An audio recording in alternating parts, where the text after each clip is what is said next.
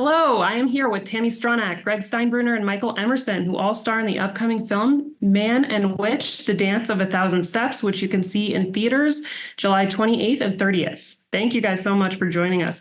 I will start with Tami. You actually star in two films that are being released through Fathom. Your very first film ever as the Childlike Empress in the NeverEnding Story. It's coming back for its 40th anniversary. So what is that like for you, that a film is coming back to theaters after 40 years? It's incredible. I can't entirely wrap my head around the fact that people have embraced this film for this long. I think it's pretty unusual. And the people that love it are lovely people. I feel really close to the NeverEnding Story fandom community. I've been meeting them at cons. They have been supporting me in my journey with Man and Witch. And I can safely say that I'm a fan of the NeverEnding Story myself. So I'm excited for the upcoming anniversary as well as everybody else. It just so happens, and I don't think I've actually told Michael Emerson this, but the fact that Tami started going to fan conventions is largely down to the fact that I went out for a drink with Michael, and his wife, Carrie Preston, had been to one, and he said, "Hey, you guys should check that out if Tami's ever interested in, in finding out, if the fans are out there for her." And that's why we went to our first fan convention, and that's ultimately what led us to make Man and Witch: The Dance of a Thousand Steps. Thank you, Mr. Emerson. It's your fault, Michael. Wow. I never told you that. Oh, that's great. If that's true, that's great. That's amazing. Are there any memories from making the NeverEnding Story that stick out to you? I have so many memories. One of my favorites is just trying to find the look of the Empress with the makeup artist and the costume design people that I was working with. I would go in and I would spend hours and hours. Oh, there's one. This is a super crazy, like permed hair one with like really, really big teased hair on top. So like they would make a look. I would spend all day in the chair, and then Wolfgang would come in and be like, "What do you think?" And he'd be like, "No." And then he'd walk away, and then they would do another one. And so it was just, a really long time to settle on the look they had. But I think it would have been a very different film if I had gotten the 80s perm look. That looks great too, though. So I was rewatching it, and the ending is actually amazing. I don't think I appreciated the ending when I saw it the first time when I was a kid. It's like a very meta ending about storytelling and telling a story and having a story told to you. Did you bring this idea with you to Man and Witch? Is this something you thought about when telling this story with Man and Witch? Yes. So in the original version of the script, there's a bookend, much like the NeverEnding Story or The Princess Bride or even The Wizard of Oz. That we, in the end, after shooting it, we decided it was not my best writing. So we needed to save some time. So we lost it. There is a meta dimension, though, to the whole project, which is, I think there's for a lot of fans out there, Tami is kind of fixed in time and space as this iconic 80s, sort of persona, which is actually quite beautiful in people's minds, which is great. When she finds them on the internet, on social media, some of them are just rather surprised that they're hearing from that person in person, right? Which is a little bit like what happens to Bastian in the book, right? She's calling out to you from the book. And Tami now sometimes, on her social accounts, like calls out to fans. And that feels in some kind of funny way like it's still happening. It never ended. It's never ending. Yeah. And here we are, right? So I think, yes, in a sense, there is that meta dimension even to Man and Witch. There are also a bunch of NeverEnding Story Easter eggs in the film, obviously. That's what I would say is that rather than the sort of meta angle, we just put a lot of little Easter eggs for 80s fans in there. So there's like that extra dimension as you're watching it. And I hope the Easter egg hunt takes years, right? I hope that it's like the 9th time you've watched Man and Witch, you realize like some of the Easter eggs. But that's my hope. I was just thinking I'm going to need to rewatch it so I can pick things out. One thing that resonates with the NeverEnding Story right away. So the reason why there's no names in Man and Witch initially in the film. Everyone just has a very generic title. Is partly as a very, very deep cut Easter egg to the idea that Tami's character in the NeverEnding Story needs a new name.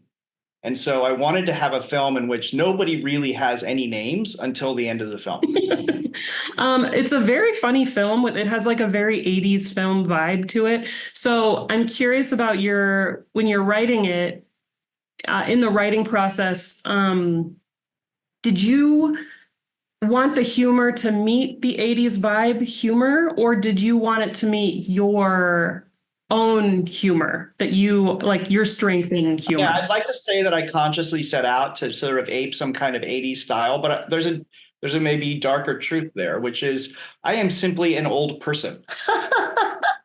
I am the canonical 80s kid, right? I'm a year or two older than Tami, and I went to see all of those films in the cinema, and the voice of that comic voice that's both super silly, just way goofier, I think, than some of the things that we have now, but then also more heartfelt, right? More earnest, less cynical on some deep level. That is just the product of the fact that I grew up at that time with those influences.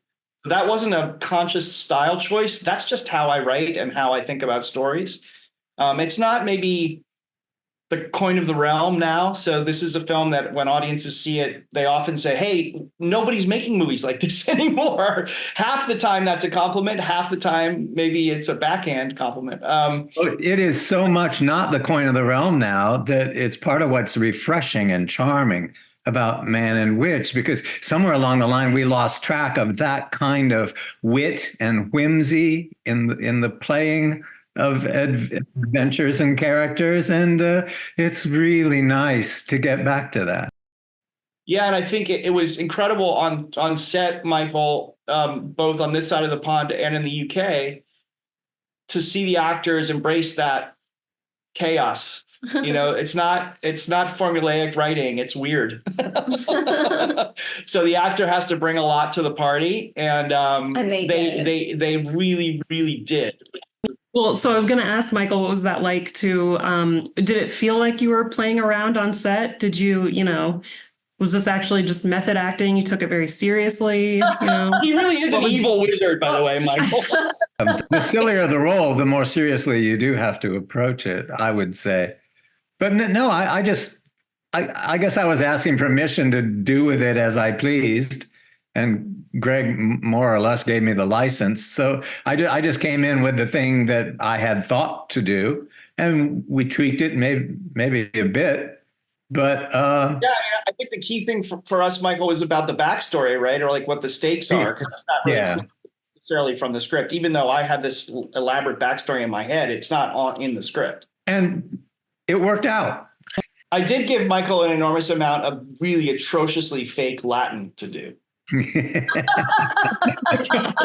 I'm not sure it was fake. That was real. I did take Latin as a young man, and I was a terrible Latin student, and it paid off. It paid off. There you go. Well, fake or not, it was exquisitely pronounced. Yeah, no, the dialect was perfect, Michael, really. Exquisitely pronounced, exactly. So, Michael, you play the part of the evil wizard in Man and Witch. You, of course, play Ben Linus in my favorite show, Lost. There's a major theme in Man and Witch about breaking the curses that your character lays upon the man and the witch. And then at the end of the film, there's this, there's this theme of second chances, getting a new chance, new name, which I love that, that little sort of Easter egg at the end of Man and Witch. Do you think your character, Ben Linus on Lost, deserved a second chance? Do you think he was truly redeemed by the end of the series? He wasn't fully redeemed yet, but he was on his way. And he's not able to waltz off into the afterlife like the other characters at the end of Law. He must wait. He has to do more time. He has to evolve more. He has to find love for another and for himself. He has to find his mirror redeemer to be worthy of Valhalla or heaven, eternity, whatever that is. But that's a theme common, I would say, in the work I've done or the work that I like. And it's particular to Man and Witch, I think. You know, the arc of Man and Witch, like the arc of other things that I've worked on, it veers toward humanizing. That's how even villains earn our sympathy along the way. I think even the wizard in Man and Witch has a tale to tell, a deep well of unhappiness. Okay, I have one more question for each of you. I'll ask Michael first. What was your favorite movie theater experience? Probably seeing Jerry Lewis in The Nutty Professor when I was 10. That's the first thing that comes to mind. I mean, it really was right up my alley. Amazing. Okay, well, Greg, what about you? My favorite memory of going to movies. I'm so weepy these days.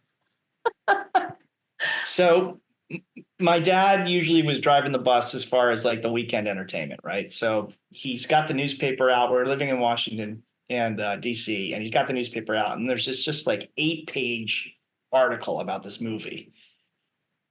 And he's like, we're going to go see this. And it sounds a little weird to us. It's about like archaeology. And we're like, I don't know about that, you know? And he's like, no, we have to go. And we have to go now. We're like, what does that mean? So we get to the theater and there's a line that doubles around the block, right? This is like a 4-hour ticket line to a movie that we don't know anything about.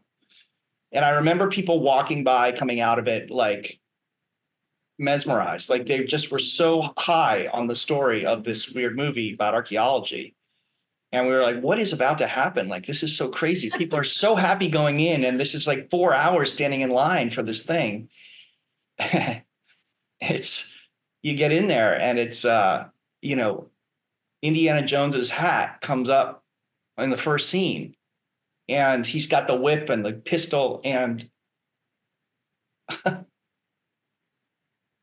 nothing hit like that ever. It was a perfect night that I saw on opening weekend. You know, Raiders of the Lost Ark. And it's like, after you've seen it, nothing's the same. My favorite film, oh my God, so many. I remember being at Superman with my cousins, and my cousin just started crying when they put the baby in the spaceship. She just started screaming, he's gonna be cold, get a blanket. She was 10, I was 10. It was so funny. And then Princess Bride. When I saw Princess Bride, like, just my head exploded. And I knew that I had seen what to me was a perfect film. I love it. I mean, that's what's great about movies is it's not necessarily that you remember what the film was like, but you remember how you felt when you were watching the film. Yeah. And who you were with. And who you were with. Absolutely.